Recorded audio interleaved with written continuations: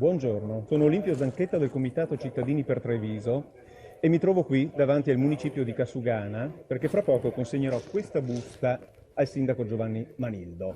Cosa contiene questa busta?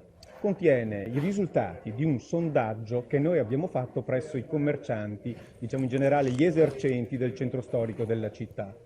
Un sondaggio al quale possono rispondere in vari modi perché ci sono delle domande fisse e c'è anche un commento libero, quindi le loro aspettative, le loro delusioni, le loro proteste, le loro proposte sono tutte qui dentro e noi a loro, ai commercianti, abbiamo promesso che avremmo consegnato al sindaco il risultato finale di questo lavoro. Ed è quello che adesso sto facendo. Vado e aspettatemi perché torno subito con la ricevuta in mano.